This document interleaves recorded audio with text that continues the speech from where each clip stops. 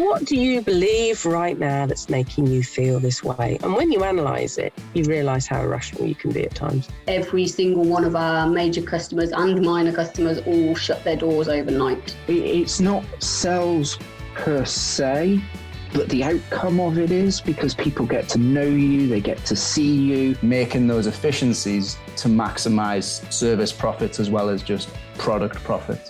When you lose the enthusiasm, that's the point to move on. Scaling up a business isn't easy. If it were, we wouldn't have less than 4% of businesses scaling beyond 10 employees or around £1 million turnover level, and less than 1% beyond 50 employees. But the contribution that we make as owner-managers to our economies is immense and should never be underestimated, yet it can be a tough gig for all of us at times. And only other business owners truly understand the challenges that we face. And through ScaleUp Radio, we aim to help make things a little easier. We interview guests who have been where you are now and may have faced some of the challenges that you are facing. And they offer their thoughts and advice on what has worked for them, as well as what didn't. And we've also combined many of the lessons from these interviews and also through working with hundreds of owner managers over the last 10 years or so into a practical scale-up handbook that we've called the Entrepreneurial Scale-Up System, or ESUS. And it's for owner managers like you and me as we navigate our own scale-up journey. And you can order a copy through your favourite online book retailer or by going to all the W's, esusgroup.co.uk, www.esusgroup.co.uk. Welcome to ScaleUp Radio, where this time we explore the fascinating world of sustainability and conservation. And in today's episode, I sit down with Frankie, who is the owner of Anglesey Sea Zoo, and that's a unique aquarium business with a really strong focus on leaving a sustainable legacy through long-term investments and conservation programs for British sea life species. And that's a unique selling point. So join us as we delve into Frankie's journey, right from the origins of her surname to her passion for protecting endangered seahorses and the challenges that she faced in building a sustainable business. And we discover the remarkable impact that Frankie has made through community support, including things like beach cleanups, and even the establishment of a turtle rescue centre. So get ready to be really inspired by Frankie's determination, resilience and commitment to making a real difference. So let's dive into this engaging conversation on ScaleUp Radio. Welcome to another episode of ScaleUp Radio. Today I'm delighted to have with me Frankie Hobro, who is the owner and director of Anglesey Sea Zoo. So Frankie, welcome to ScaleUp Radio. Thank you for having me. Oh, it's a pleasure. So we were just saying about the origins of your surname. So Hobro, where's that from then? Yeah, so Hobro is a town in Denmark and it has its own little fjord, as many small towns in Denmark do. It's kind of up in the north in the sticks somewhere. It's a very unusual name in general because obviously people from Hobro aren't called Hobro. Yeah. So at some point somebody came from there to the UK and that's where the surname originated. And there's literally, you can count the number of people with that surname on both hands in the UK. And there's a few more sort of in the States. But yeah, it's a pretty unusual name. Brilliant. So can you trace back to when that person came over then? Have you done that? Back as far as the 1600s or sort of late 1500s. And we know there was a William Hobro who had an inn around sort of Worcestershire, the Midlands area at that time. So, I mean, who knows? It could even go back as far as, Vikings coming over, if it is, if it was a Danish name then. It's one of those mysteries. We may find out one day, but then we may not. So excellent. Great stuff. So Anglesey Sea Zoo, I think we get an idea as to what you're all about, but tell us about Anglesey Sea Zoo. So Anglesey Sea Zoo is completely unique as a product, and that's something that I've put a lot of work into to create, to make it unique. And what I've really done here at Anglesey Sea Zoo is to produce something that follows my dream, if you like. So I've created the job of my dreams in a place I love living, where I can do all the things that I love doing, but still successfully, run a business, employ staff, have a family. So I'm a single mum here as well, beautiful location to live in. So really, it's me kind of creating a dream, which involves a lot of other people, and sort of continuing that process, building on that process, and building a legacy with what I do. So Anglesey Sea Zoo is an aquarium, but it's a very unique aquarium. So it's much more like a zoo than an aquarium. Okay. Because the unique selling point that I've created here is we are only British. We have only British species. And that might sound slightly unusual as a unique selling point, but in fact, there is no one else that has only British species in an aquarium of this size.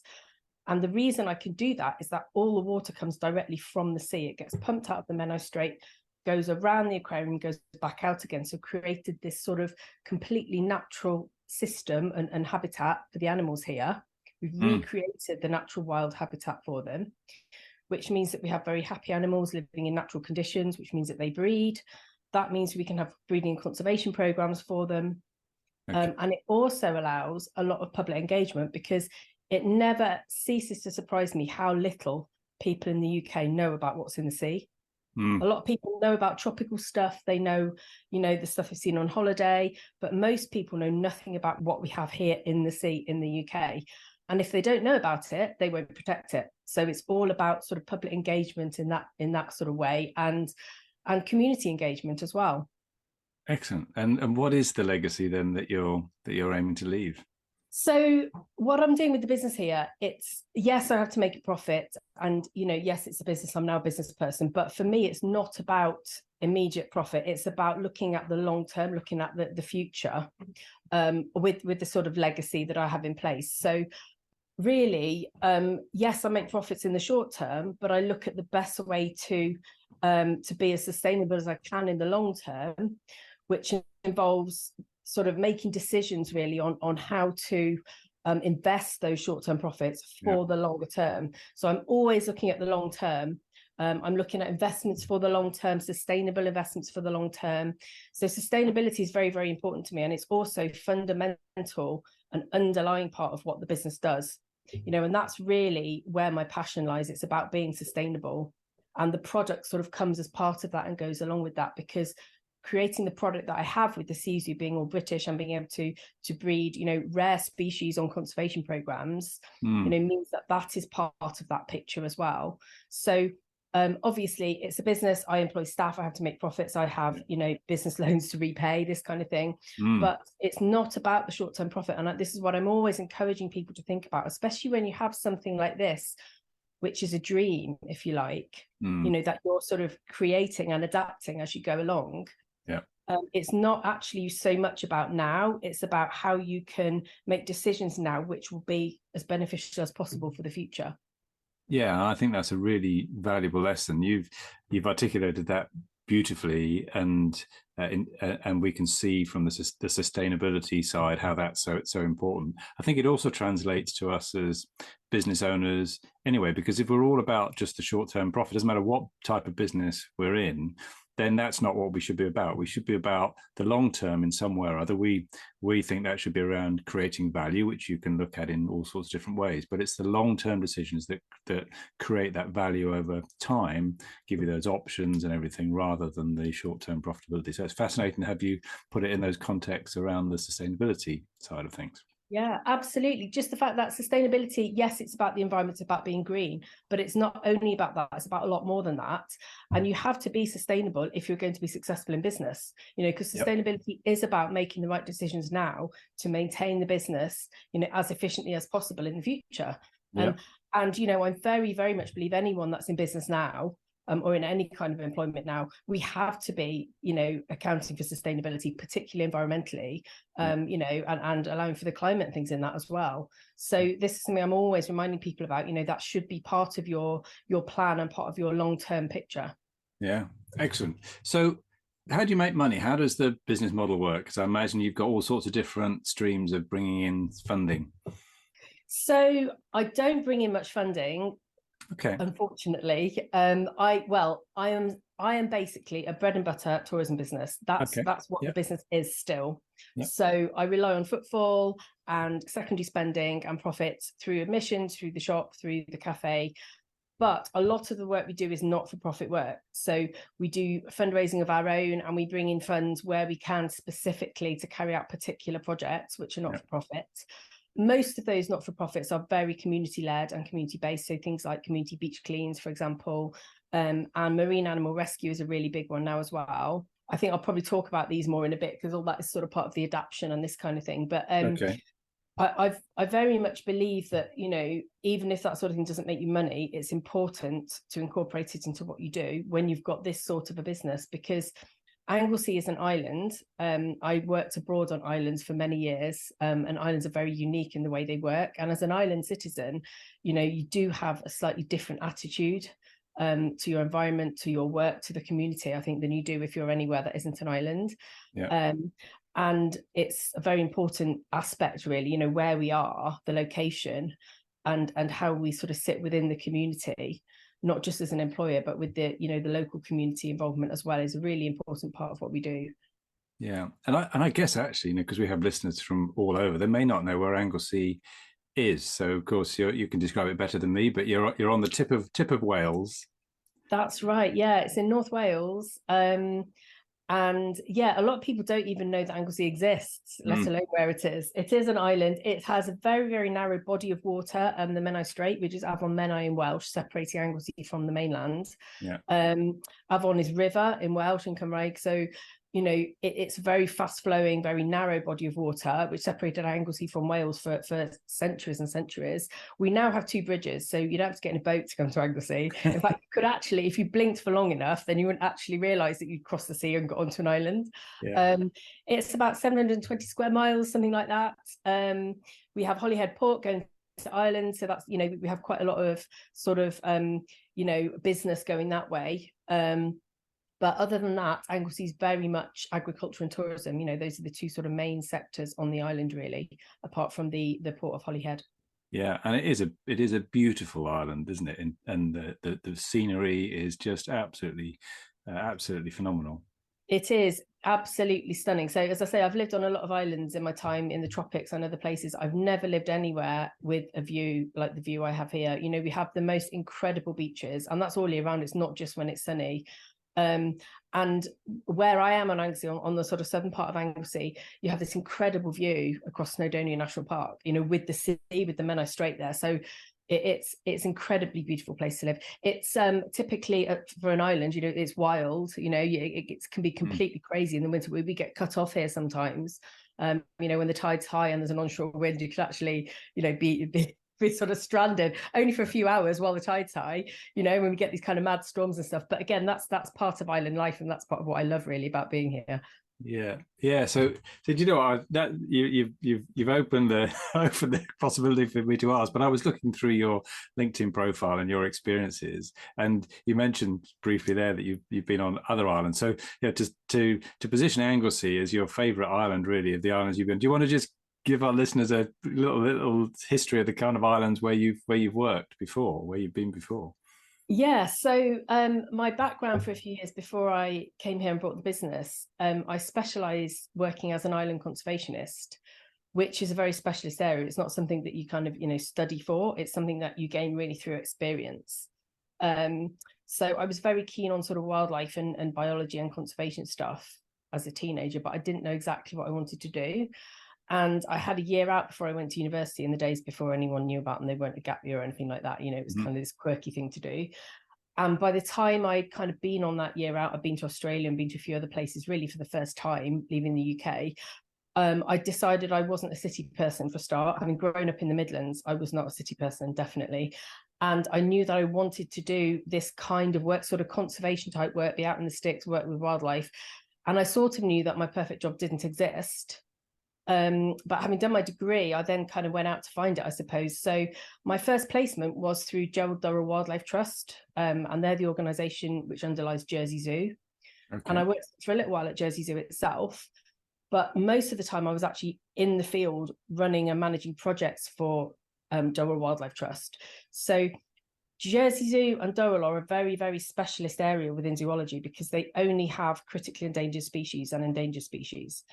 And the underlying idea really behind the work and the projects is that you're working with these endangered species in the wild. So you might be breeding the animals in captivity, but you're then releasing them into the wild to maintain wild populations. So the zoo has a really important purpose genetically and as a sort of security blanket.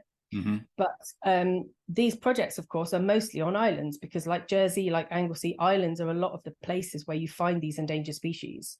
And they're also the places where you can create these kind of havens for these species. So if you keep islands free of sort of cats and rats and the other things that have been introduced, you know, look at things like the kakapo. So I worked with the kakapo for a little while in New Zealand, and the successful breeding islands for kakapos, you know, are exactly like this. They're secure predators.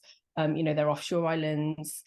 And so Mauritius was my first experience for Jersey Zoo and with and through Jersey Zoo. Learned a lot out there, and again specializing in island conservation, predator control, which is never a pleasant experience. Right. But I always say that, you know, if you haven't done something that you really don't do or don't want to do and can't do, and learned from it, you know, then at some point in your life you will. And, you know, as a conservationist, I'd never killed anything, and I had to be taught how to kill stuff, how to kill, you know, introduced species like cats and rats and mongooses. And it's a really, really important part of the job if you're doing this kind of island conservation work. But most importantly, learning about the endangered species, monitoring them. So I learned skills like abseiling, climbing, so that I could access nest sites of birds, tagging, tracking, you know, working with turtles, working with seabirds, doing quadrats, doing transects, and all this kind of really, really exciting, really hands-on, experience-based work. And of course, this is very specialized. So once you've done that on an island somewhere, you hear of another project where they need someone with those kinds of skills, and then you move and you do that for a few months. And the really important thing with this kind of work, if you're good at your job, you put yourself out of a job, because what you're always trying to do while you're recreating habitats and saving these species, you're trying to incorporate local engagement, because if the local community aren't engaged, then that project won't succeed once you've moved on.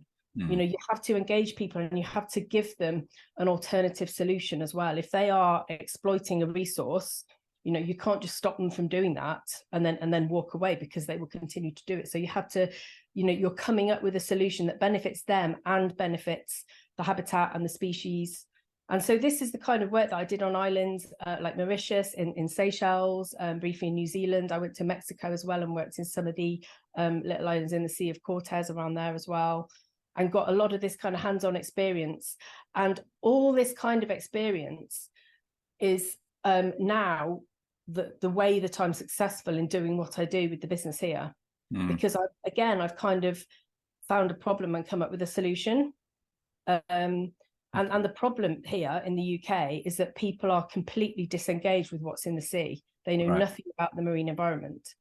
And so again, if you want people to help save things, and, you know, they have to understand them, they have to see them, they have to learn about them and start to be fascinated by them. So that's how the kind of background with all these, you know, very exotic locations fits in with this decision to move back, you know, to Anglesey, still on an island, still by the sea, not quite as tropical, to be fair, as the place I've been to. But yeah, definite, you know, a great choice. I mean, I have no intention, I don't want to go anywhere else or do anything else, you know. And creating this product with the aquarium, you know, which allows me to do this kind of public engagement and also to do the conservation work, because we have British species that are endangered, you know, which we're still learning about. We don't have that much information on them. And so here we're able to run breeding projects for those species and work with the local fishermen, work with, you know, other community groups to restore the habitat, so that we can look at releasing those animals back into the wild at some point, you know, when we've got further down the line with those conservation programs. Right. And what are some of the more endangered species then that you would have in the zoo? So the two main breeding programs we've got for endangered species, one is the British seahorse breeding program. So most people now are starting to be aware that we have seahorses in the UK. Until a few years ago, most people didn't realise we had them. We have two species of seahorse, the short-snouted seahorse and the spiny seahorse. And they used to be really quite common in shallow areas all around Wales, around a lot of the UK coast. Yeah. But that's when we used to have a lot of seagrass. So we've lost about 95% of our seagrass around the UK in the last century. Why is that? Is that pollution or what? It's mostly pollution. It's coastal erosion due to, sort of building work and reclaimed land. It's agricultural runoff, right. Particularly pesticides and this kind of thing. So seagrass can only grow in quite shallow environments. It can't grow if it's more than a few meters deep. Okay. And it's quite vulnerable to disturbance. And once it's gone, you lose all the species that live in it. And seahorses in particular are very much linked to seagrass. So a lot of other species which have other habitats, but seahorses don't. So we know that in the last sort of 30, 40 years, we went from having quite good numbers of seahorses locally in some places, even just around Anglesey and certainly around North Wales.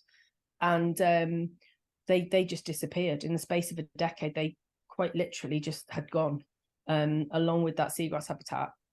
And the really interesting thing about that, so we have just a few seahorses. We think we may have a few more offshore that are still surviving. There's a handful in Studland Bay, and that's it in the UK now. So we've gone from this situation having loads and loads of them, where the lobster fishermen said they used to pull their pot up and they'd have to knock seahorses off before they emptied the pot. Right. So we're talking about species or two species which were really commonly seen on a daily basis to completely disappearing. And the really interesting thing about seahorses is that we actually don't have any information on them, because until you've kept a species in captivity and bred it and seen how old it is when it reproduces, how many young it has, how often it reproduces, you don't know what information on that species can help you to either restore it or re-release it. And so a lot of the work that we're doing is just getting information on these species to enable us to know what their survivability will be like in the wild, and what sort of habitat can we put them back in. So it's quite incredible that we have species here that we actually don't have enough information on, to be able to sort of describe them and give lots of natural history on them. When you think about the amount of sort of money and knowledge that there is sort of in academia and everywhere else in the UK, it's really quite incredible, isn't it? So, well, absolutely. I'm very surprised that we don't know more about the seahorse than you're saying we do. Yeah. Yeah. So seahorses is the first sort of captive breeding program that we have, and we got the first species of seahorse, the short-snouted one, in 2008. So that was shortly after I bought the aquarium. I bought in 2007, and around that time they passed the Countryside Act, where they started to realise that certain species that had once been common were suddenly not common, and the seahorses were two of those species. The angel shark was another one, and there were a few others. And they passed these rules to basically prevent people from disturbing or collecting any of these species. Okay. Yeah. And around that time, when this was all being established, the last sort of load of seahorses were accidentally caught by a Dutch vessel, and it declared them, and they had to house them somewhere. So they came to us. Oh, wow. And here, at that point, I had a seahorse breeding program for one of the sort of fuscus, which is one of the, more tropical species, which is fairly common in aquariums. And wild populations are fairly well secured now because of the captive breeding side of it abroad. They're quite easy to breed, and really they're a little bit sacrificial to prevent people from catching any from the wild population. And so we rehoused those, and I said, right, we're going to get British seahorses. So we got short-snouted seahorses in. And I thought, right, okay, so, we're going to breed them. Fantastic. Because we've been breeding seahorses, let's breed British seahorses. And started to try and get information on this. And there wasn't any, except what didn't work, because basically nobody had actually done it, because it wasn't as easy as people expected. They were a little bit smaller and a bit more dull and boring than most of the seahorse species. So no one had really bothered to try, And so we spent 3-4 years perfecting the techniques of how to breed and raise the species to juveniles. And then a few years later, we got the second species. We got the spiny seahorse. So we now have both species, and we are the only place in the UK that houses and breeds both species of British seahorse. Well, wow. Which I find incredible. And absolutely fascinating. And you missed out a couple of steps though. I mean, how do you go from being in all these tropical islands and whatever to then finding that you're running a business and owning a sea zoo? What happened there? How did you make that transition? So I'd spent a lot of time in North Wales and Anglesey as a child. We had family here. I spent most of our long holidays here because my parents were teachers, so I knew that I loved North Wales and the area. And I'd gone back to Mauritius for my second stint, and I was running an island there, and I got into a lot of so I'd gone from doing sort of, more terrestrial conservation to incorporating on the island side, the marine environment as well. Because when you look at islands, there's always this dynamic. The things that live and breed on the island often feed in the sea, for example, like seabirds and turtles. So you've automatically got this whole picture. It's not just about the island itself, it's about the whole environment around it, which of course is the sea. And quite often you have a nature reserve around the island. So I've been doing a lot of dive surveys and snorkeling surveys and getting very interested in the marine side and incorporating that into some of the research. And Professor John Turner from Ocean Sciences at Bangor University brought a group of students out, and they were doing some surveys locally in Rodrigues. And I got in touch with him through that and expressed an interest in doing some form of further education, having done what I was doing for a few years and gaining all the experience that I got. And he wrote to me and offered me a funded master's in marine environmental protection at Ocean Sciences in Bangor off the back of the experience that I had. Okay. So that brought me back to North Wales, where I had been so often until I was a teenager, and then hadn't been for several years. Reminded me how beautiful it was. So I got my master's and went away for another year or two. That's when I went to Mexico to do some research for my thesis, and I went to the Maldives for a year.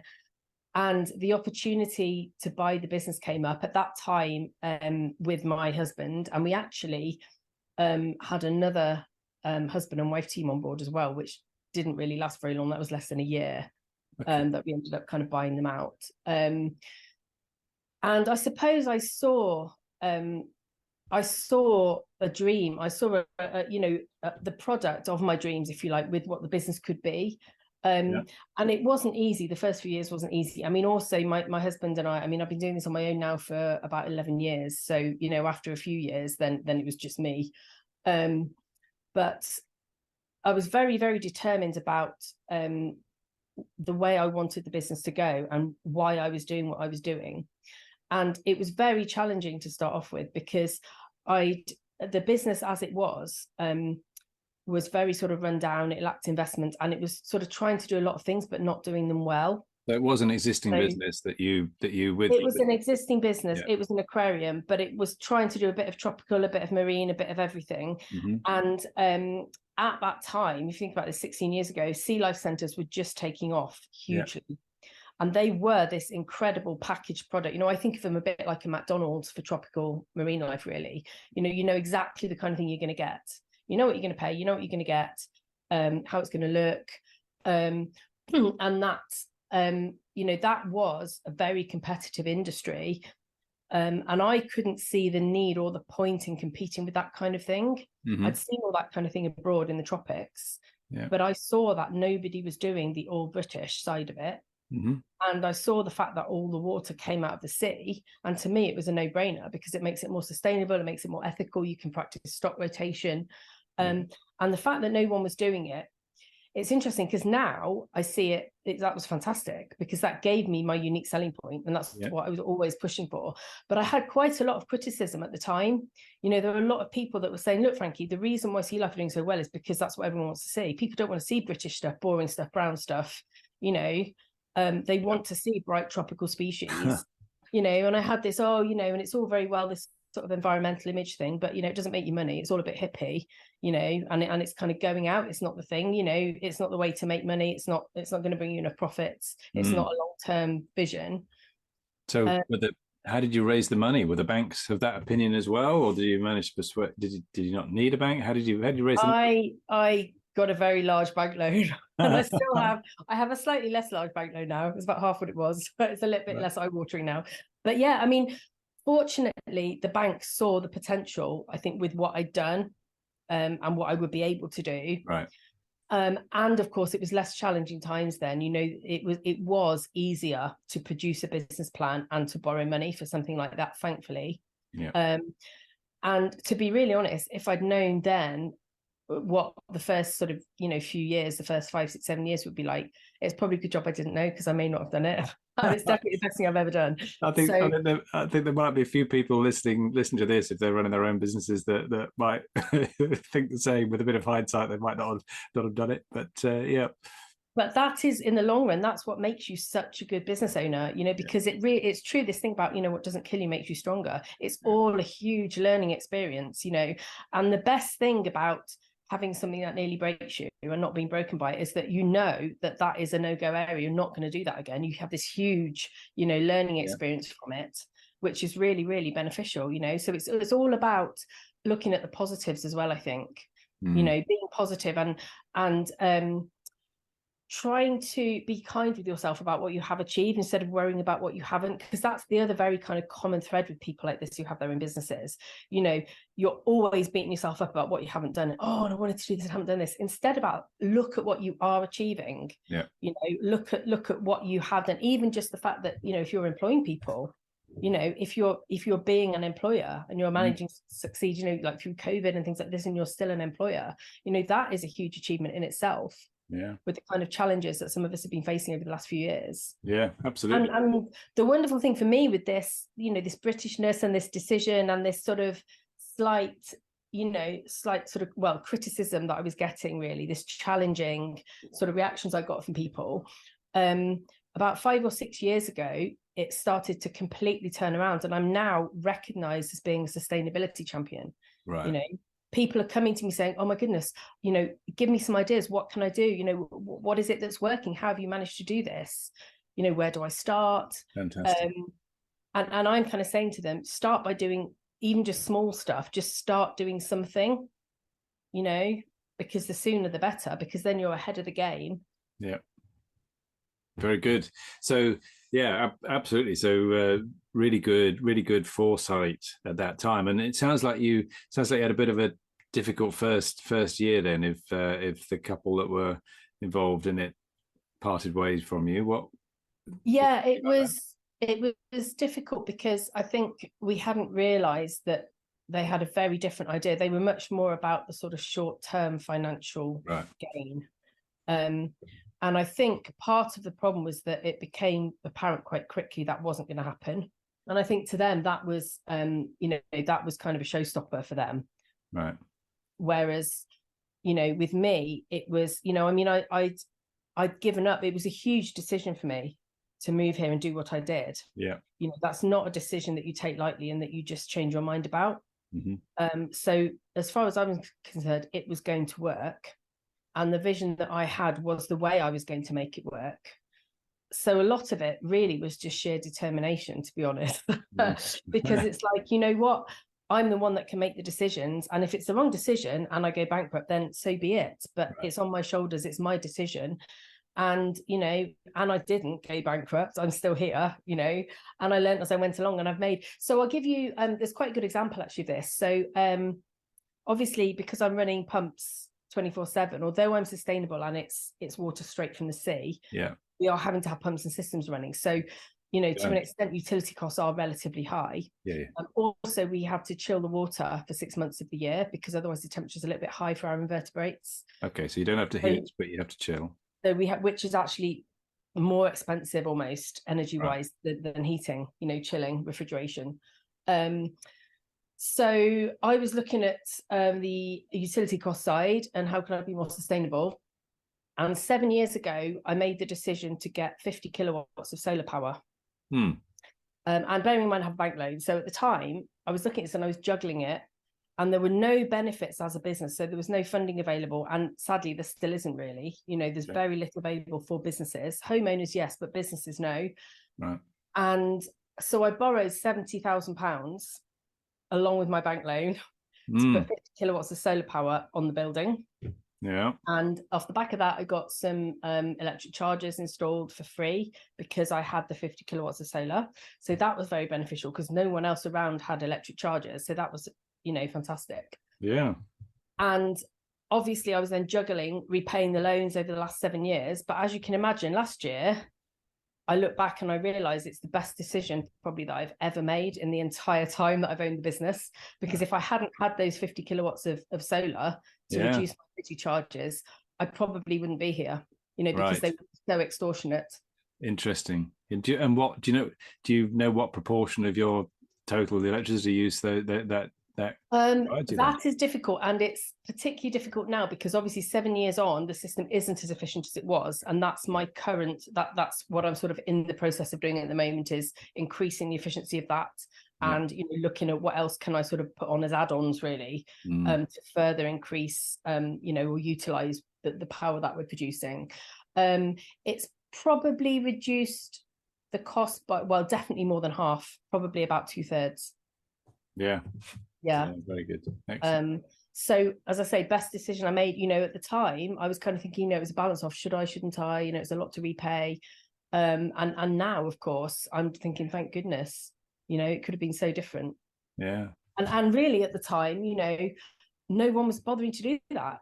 People kind of saying to me, well, why don't you wait a year or two, wait till the price is better, wait till they give some funding for it. They're still not, are they? I could have waited, but I wouldn't have been any better off funding wise or support wise, and I would have been a huge amount worse off with utility costs. So it shows again about these kinds of decisions, and that decision making process, and based on how it paid off really. And as you say, not just based on short-term profitability, but based on the sustainability, and essentially a value-based decision. What you're about, what your values are. To fit with that. Very good. So what were some of the milestones then in your journey? We've started. We've had the couple we started with leave. What are some of the big inflection points in your journey? Certainly the first year or two, sort of settling down, getting the vision in place, and I suppose reality hitting is what you could call it. Buying a business like that's ongoing, that hugely lacked investment, and having to not only sort of recognize and create this unique selling point, but having to push that as well. And that still takes quite a long time to get the message across. I'm still working on that at times. We do still have people turning up here being terribly disappointed because they thought it would be a sea life centre. Not many, but we do. And the sort of investment side, so big bank loan, relying entirely, like I say, on footfall for funding it. Very passionate about doing all these other kind of community-based things that made no money. And suddenly the investment costs were massive, so things just broke down. So within the first 2 or 3 years, like pretty much everything that could break down. So there are 2 pumps, for example, that supply all the water directly from the sea. They're at the bottom of the drive. Both of those broke within the first year or two. And they're something like 12 grand each, and without those you can't function. And so very much a juggling act with, obviously staff, when you've got staff, then wages come first, then utility costs come, and then you have to start looking at all the other stuff you can do, what you can do if you can do it. And I think it was very frustrating those first few years because there were a lot of things that I really knew I wanted to get off the ground and I couldn't, because I was just, keeping the business running really, and replacing the stuff that I had to. But interestingly, even then, I was starting on the sustainability angle because I was making decisions about pump replacement, for example. So like I say, pumps are running 24/7 and the pumps were breaking constantly. And there's this constant maintenance regime, pulling a pump up, putting a new one in. And what I started doing instead was buying much more expensive pumps to run more efficiently, and you could replace parts in them. And so after 10 years of doing this, I got to the stage where everything was running more efficiently, and it was much less costly because they were running more efficiently and I could just replace parts, and we got into this really good schedule with it. So again, it was that forward thinking, and sort of sacrificing profits at the time, spending a lot more on things in order to be more sustainable in the longer term. And LED lighting is another good example of that. So I started to replace, it was sockets and then electrical everything, circuitry and stuff, in order to get LED lights everywhere. And more expensive to fit, a lot more work involved in fitting them. But once they're in place, then again, it makes you a lot more efficient. Great. So how has the footfall gone? I mean, from when you took it over, you know, what sort of trajectory have you managed to achieve? It's interesting. So I say that normally we have around 90,000 visitors a year. Okay. And that was true to pre-COVID. Unfortunately, things haven't really recovered since COVID. I think, you know, people's habits have changed. Obviously, we've got a cost of living crisis and that kind of thing. But the really important thing as well isn't even just about the visitors, it's about the profile raising. And that kind of happened as I went along. So sort of going back to the timeline, really, there was this sort of change after about sort of 4 or 5 years, around the time where, you know, my husband left and I started doing this on my own. And I was really able then to push my own vision, if you like, you know, my own sort of dream with it. And make all the decisions. And around that sort of time, all the community stuff started to take off a lot more. So although that might not directly make money, again, it's part of the vision and it's part of the longer term investment. Yeah. Because, you know, for something like this, community support is really, really important. So the beach cleans I'd started pretty much as soon as I bought the business. And at that time, no one was doing beach clean, no one was doing litter picks or anything. And it was this all, you know, what about risk assessments? And, you know, you won't get anyone to pick anyone else's rubbish up. And now, of course, I've been providing data for this for well over a decade. And this data is now giving information to help us know where the litter comes from, how we can combat it, to help push policies like the single-use plastics policy that's coming through. Yeah. You know, but again, this sort of started taking off really about 5 or 6 years after I bought the business, around sort of 2014, 2015. And also the, you know, along with the beach cleans, the animal rescue side. So I've always taken sort of, you know, seal pups that need rehabilitation just for a night or two and then pass them on for longer term rehab. And, you know, dolphins that get stranded and this kind of thing, because I'd done a lot of that work abroad. And I had the training in it, so I was helping with this kind of thing. And then serendipitously in 2016, we got a turtle, which she was still a record-breaking turtle. It's the first ever incidence of an olive ridley turtle anywhere in the UK since 1746, when the records began. Gosh. And we took this turtle in, and she was basically dead, and we managed to revive her and save her, and we, you know, with this vision of, you know, we'll re-release her and this kind of thing. And that opened up a whole new awareness really of what we could do, because I'd worked with turtles breeding on projects, several species all over the world on tropical islands, but the staff I had, who were absolutely fantastic on board with the whole conservation, sustainability, really knowledgeable about all their British stuff, none of them had ever actually seen a turtle before. And this turtle that was basically dead landed, you know, literally at the bottom of our drive. And so that, again, it was a fantastic experience for us, and it showed us what we were capable of doing. So we actually converted one of our tanks into a heated tank so we could keep the turtle and this kind of thing. And now, what are we now? We're 7 years on from that. We're on our third turtle, our third species of turtle as well. And we're now, you know, the UK experts in turtle rescue and rehabilitation, and we're fundraising to build the UK's first proper turtle rescue centre, off the back of, you know, the fact that we first took this turtle in because she was there, and we thought, yeah, you know what, we're going to ask what to do, we're going to follow advice. And now you can see how that has ended up. So we've had the last 2 years, both of those 2 years, we've had a turtle, we've had a loggerhead this year, we had Kemp's Ridley last year.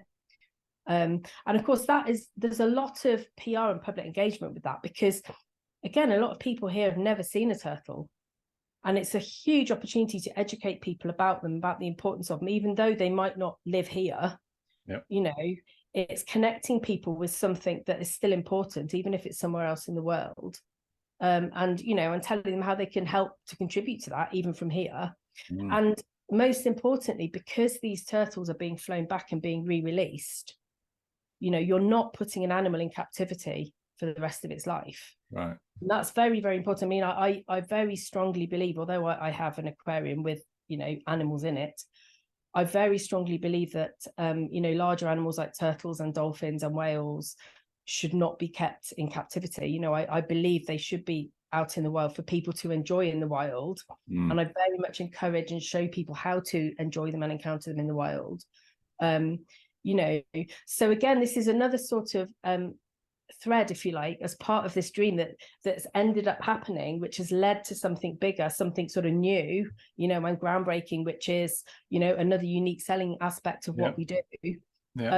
Just through, you know, through passion, really, through doing something, seeing a problem and thinking, right, we're going to do something about this. Yeah. Very good. So absolutely, that passion really comes through. At the end of the day, as you said at the beginning, you're combining that passion with making a profit as a business. So how did you manage with that footfall that must have dropped off certainly over the pandemic? And you said it hasn't fully recovered yet. So how do you cope with that? Yeah, it's a challenge. I mean, a seasonal hospitality business is always a challenge, and I thank my conservation background for the fact that I can handle that, because, you know, it's very much feast and famine. It's very much being resilient, being resourceful, and COVID was the biggest test of that I've ever had. Yeah. I think it's amazing how much you can achieve when you. Well, partly actually when you don't have a lot of choice, because you have to keep going, you know, you have to find a way. And I think that's often when you are most likely to find, you know, the most kind of eureka moment, the most incredible solution, you know, when you're really forced into a corner and you have to find a way out, then you can come up with something and you think, oh, wow, you know, this could really be the way forward. And certainly through COVID, again, I mean, community support, without that, you know, I wouldn't be here. Right. So again, the investment in that had really, really paid off. We did our own fundraising, you know, the Save the Sea Zoo. And I did get government support. And I was faced with a very difficult decision with the furlough, because obviously I need staff to keep the business running. Yep. But I had no money coming in to pay the staff. So I furloughed almost all of my staff, and I kept on my main aquarium curator and a part-time maintenance member of staff, and there was me and there was my two kids, because they weren't in school, so they were helping me at, you know, 8 and 10. They were helping to do, you know, the best education in life, out there helping to go and forage around for food for the animals, you know, and to help, you know, clean the tanks and this kind of thing. So it was a very challenging time, but it was also very reassuring in a lot of ways, because the fact that I did manage to, you know, get through that and get sufficient funding and to keep things running, and you know, having come out of that, I think we have an even stronger and better product. You know, I mean, the staff that I did lose staff, but I think most hospitality businesses I know of lost quite a few staff due to furlough and this kind of thing. But the staff I have now are, you know, superb, absolutely superb, and the ones that stayed on, been here for, you know, some of them longer than I have. Right. And, you know, I think it's sort of almost like a whole new coming together, and a new vision, and a new sort of excitement and determination for what's around the corner. Excellent. Very good. And you clearly love what you do. Well, what is it that you love most about what you do? Oh, that's a really hard one. I love the location. Yeah. So I love the fact I've got the sea and the mountains, whatever the weather's doing. I absolutely love that.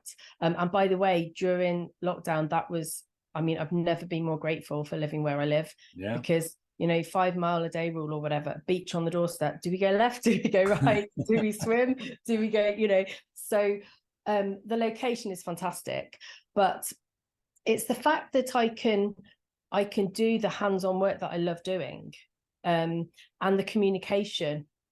You know, so really what I see as a product, so the unique selling point is the business and the Britishness, and the fact that there's this sort of underlying sustainability, and the ethics and the conservation theming through it all. But what I really love is the communication side of it and the engagement side of it. So I suppose what I see the USP and the purpose of the business being is to bridge a gap, because we do have a lot of data, we have a lot of academic information on a lot of the species, on a lot, you know, oceanography and all this kind of thing.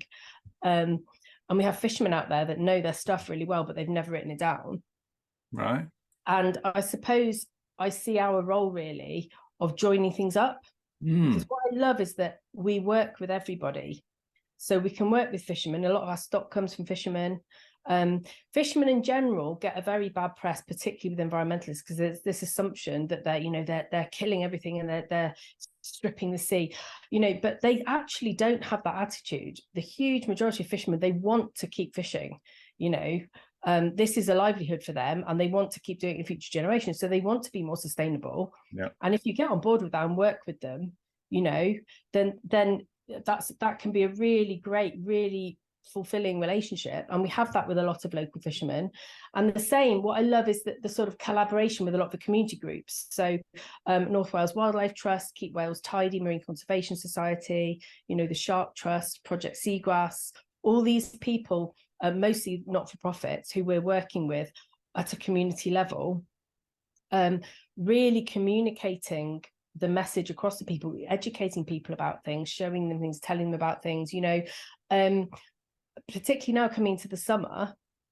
It really worries me how many people are scared of going in the sea in the UK.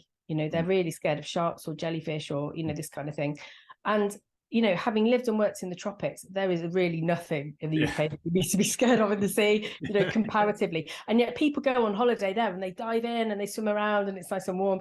And here they're afraid to, and so it's sort of changing that attitude, really. It's somebody to sort of explain beyond what people are thinking and say to them, look, really, you don't have to be frightened of anything. Yes, we have jellyfish, wear a wetsuit or whatever. But getting rid of people's sort of fears and this distance that people seem to have from the ocean, which they don't have in other countries. Some of these sort of developing countries I've worked in, a lot of the kids don't go to school beyond the age of 12, and what's quite interesting is that an awful lot of people there can't swim. So I spent quite a lot of time teaching people basic swimming skills, how to float and not panic in the water. But they all know about what's in the sea. So they all know what you can eat, how to prepare it, what you can't eat, what's rare, what isn't, what's dangerous. And you come here to the UK, people know what it looks like on a plate. They would have no idea what it looks like swimming in the water. Well, you only know what it looks like when it's covered in batter. Yeah, absolutely. And so, we can, most people here can swim. Most people have great education system or the opportunity to study to whatever level, but they are not as aware of what's in the sea. And so, like I say, this is sort of, the issue really that I'm looking at resolving. And is that also the public engagement? Yeah. So is that what frustrates you most then about what you do, if you were to say that, that? Yeah, possibly. I mean, I think, to be honest, what frustrates me most at the moment about what I do is that there still isn't enough support on the sustainability side. Right. There still isn't enough support and funding for people that want to keep doing the right thing. Okay. It's still limited by my own profits, and there's so much more I could do if it wasn't so much more expensive to do the right thing environmentally. Right. And it's just a shame that hasn't changed in the last decade or two. We're getting to the stage now where there are so many more opportunities of ways to be more sustainable and environmentally friendly, but they are so much more expensive that it's actually prohibitive still for businesses to do them, which is really frustrating, because the situation a decade ago was that they didn't exist, so you couldn't do them. Yeah. And so now we kind of have, an almost more frustrating situation, because it can be so limiting, trying to access sufficient funding to do that kind of thing, to do the right thing. And sadly, that's why a lot of people still aren't doing it, I think, particularly business owners. Right. So if you could have your magic wand and wave it, what you'd be looking for it to do? Yes, I'd be looking for some way. I'd be looking for a tax on plastic for a start. Okay. On new plastic, and I'd be looking at a means of covering the extra costs of doing things sustainably, or better still, bringing down the cost of doing things sustainably compared to the cost of buying things new. And a tax would work possibly perfectly for that. I mean, just as an example of how this sort of thing can work, if you look at the plastic bag tax. So I was doing beach cleans, and we were collecting all the information from our beach cleans for a decade or so. And every year there was a summary from the Marine Conservation Society through their Beach Watch surveys, and it said the 10 top most common items found on beaches. And every year, 8 of those items, 7 or 8 of those items were single-use plastics. Yeah. And pretty much every year, plastic bags were either 1 or 2 of those items. And then here in Wales in 2011, we had this groundbreaking decision to bring in the 5p charge for a plastic bag. Mm-hmm. And England then followed suit shortly afterwards, about a year or so after. And the really interesting thing about that is 5p, and that's all it is, right? Yeah. Yeah. But all of a sudden, people's habits changed. So if you look back now, right, not only do people start carrying bags around them, people now usually carry a coffee cup, a refillable bottle, you know, and we've seen this change in habit, and it's all come about from that little thing. The fact that, you know, if you have to pay just a small amount for something, it makes people change their attitude and think about it more. And 2 years after that tax came in, the bag charge, we started to see plastic bags dropping down in those 10 top items we found on beaches. They dropped down to number 7 or 8. And then they completely dropped out. 4 years after the bag charge came in, we didn't see plastic bags in the top 10 items, and they've never been in there since. So that shows you how economics, just that small amount of economics, you know, it's a shame, really. It shouldn't be down to money. No. It made that huge difference. And if we can do that with one thing like plastic bags, we can make an enormous difference with all single-use plastics, you know, and with general sustainability products and processes.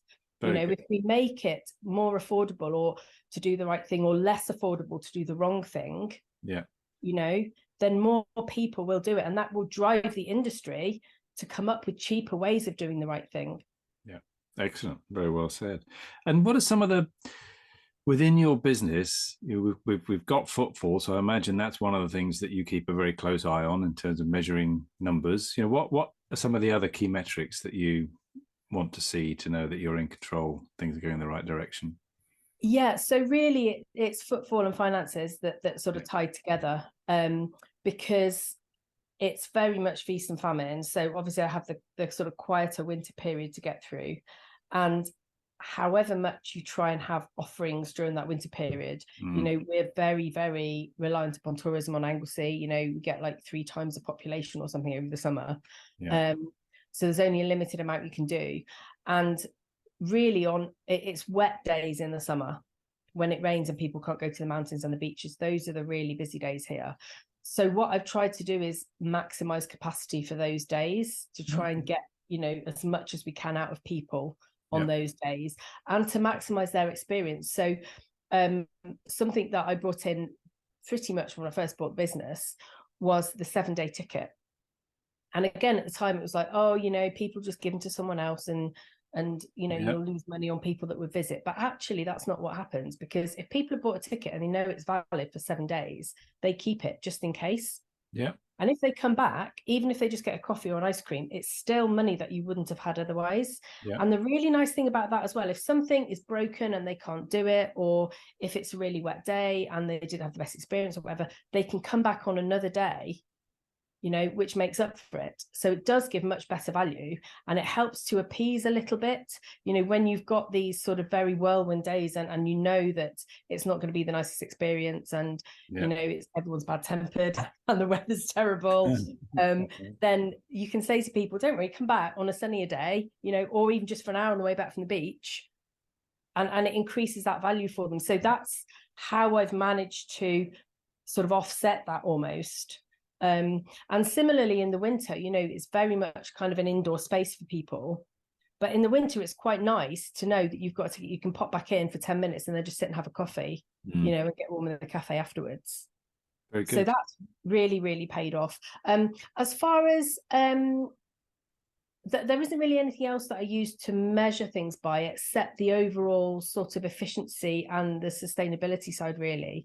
I mean, I'm winning a lot of awards for sustainability, so that's all very, very promising. That suggests that, you know, I'm doing something right and it's being recognised, which is fantastic. Yeah, well, that's how we met, isn't it? Or they got in touch with through the Great British Entrepreneur Awards. That's right, yes, and that, do you know, that actually does make a lot of difference, because sometimes when you're in your zone and you're doing your thing, and it's what your focus is on, you're going, yeah, and I've done that, and I've done that, and I've done that.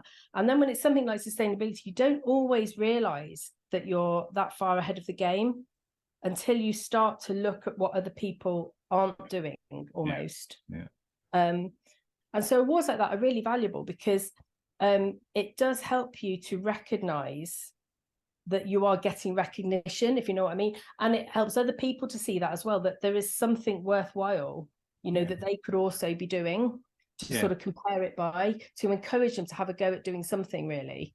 Yeah, so you're helping share best practice a little bit as well as publicising the good work you're doing. It's helping to get other people to do it as well. And that's right. And what I loved about the Great British Entrepreneur Award was that it was the change for good. So it wasn't just about a business with profit. It was about making a real difference, and that's why I was so proud of that, because it's absolutely what I'm doing. And I'm always on the sort of green and sustainability award side. If it's just a green award or a sustainability award, I'm always a little bit dubious. It's wonderful to get it, but I'm always a little bit dubious because I very much feel that if you make it into a competition, a lot of people won't try on the environmental side because they feel a bit defeated. There's an awful lot of people that feel a bit overwhelmed anyway on the environmental side.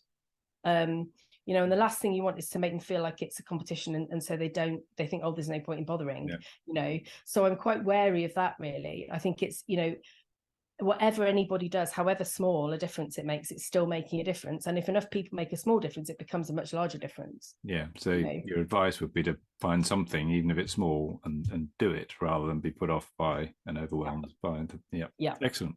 Are you okay for a couple of quick fire questions to finish this off? Yeah, absolutely. Brilliant. So if you could go back to your younger self, what advice would you give yourself? I would tell myself to keep believing in me, because I think, most people say this, that, when they're younger, when they're teenagers, they don't have the same confidence. Yeah. Fortunately, I'm still where I am, which is great. But I wasn't confident at all as a teenager.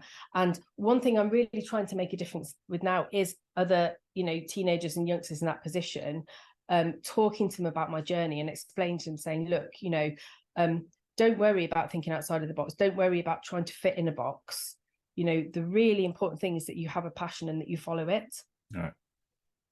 And so, I would remind myself really that it's important to keep doing the things that I love doing, even if that other people think that it might not be the route I should be going down. I was very lucky. I always had a lot of support from my mum, but it's interesting. She said to me that there was a point when I was working on islands abroad that other parents, my sort of friends' parents and stuff, would say things like, oh, you must be really worried about Frankie because, she's not earning any money and she'll never settle. She'll never be able to have a house. And mum was like, this is her career. She's, And then the same people, when I bought the business, were going, oh, my goodness, you must be so proud of her, And I'm kind of there going, without doing that, I wouldn't be able to do this.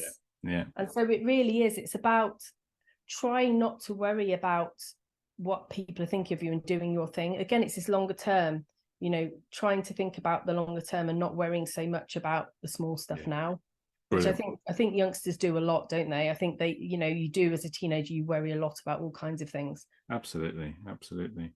Are there any books or other resources, podcasts, anything that you would like to highlight to other business owners? I love all the Gerald Durrell books. Okay. Absolutely love them. So anyone that hasn't read Durrell books should read them, particularly the ones that refer to Jersey Zoo. And David Quammen as well is fantastic. He's American, but he's got a very British way of writing. The Song of the Dodo by David Quammen, absolute genius. It's a bit of a tome, but it's a fantastic book to read. Good, excellent. Haven't had that before, that's for sure. So that's great. Any apps or bits of technology? You were mentioning how useful LinkedIn has been for you.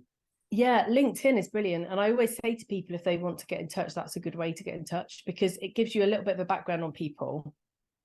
So a little bit of a vetting, if you like, rather than a sort of direct email. And what I love about that is that, you can do as much or as little on it as you want to, but it's really useful for linking organizations and individuals all over the world. So I'm able to sort of tag the places that I lived and worked and some of the people that I worked with, and to see what they're doing now and see what's happening in the places we were working together. So I find that very, very good as a sort of business contact tool. Super. And who, is there an individual that you look up to that's had the most influence on you as a leader, perhaps? I think personally with my mum, because my mum was a single mum and she did this, amazing job with me, with giving me the confidence that I have. And looking back, it was tough because, like I say, as a teenager, it's difficult. And as a single mum now, I realise it is hard. So she did an amazing job. I think with sort of, conservation heroes and stuff, I mean, obviously, I've never met Jane Goodall, would love to. But David Attenborough, I would love to meet him as well, and basically set and put the world to rights. I think what I love about him is that the last decade or so, he's really put his neck out and and said, right, we have to change this. Yeah. He was in this really lovely cuddly position where he was, a conservation guru and he's kind of almost become an activist, but in the right sort of way to actually really make a difference. And it's really good to see, and it's really refreshing, because he's in a position where he can influence so many people, and he's really doing that, which is fantastic to see. Yeah, certainly an amazing person. Absolutely. And football being so important to you, what's your most successful way of increasing football, generating footfall?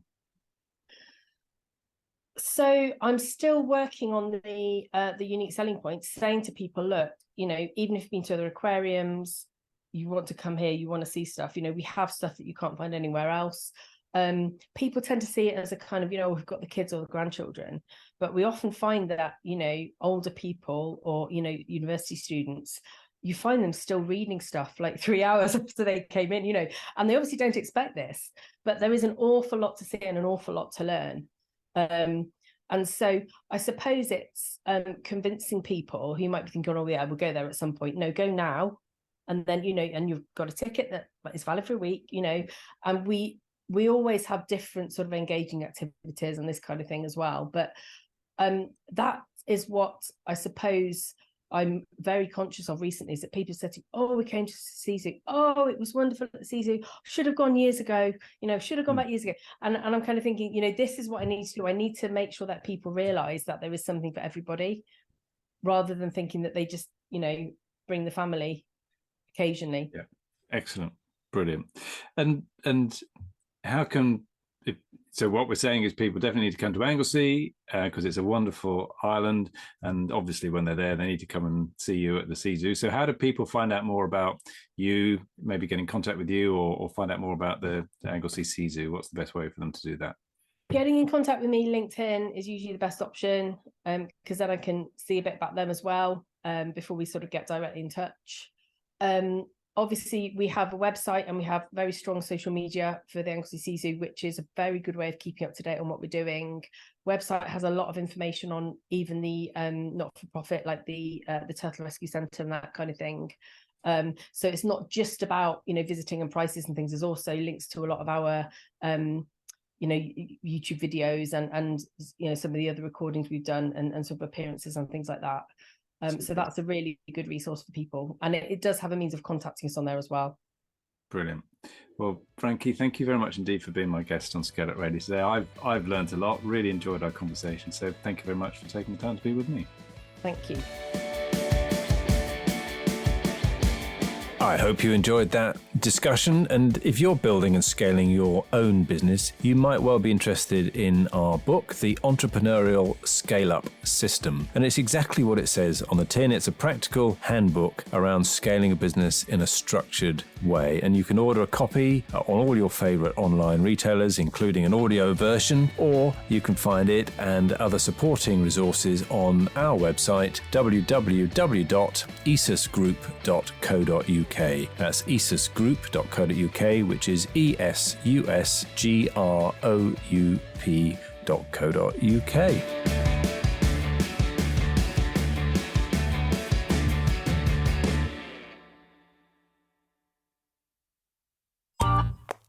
This has been a Monkey Pants Productions podcast.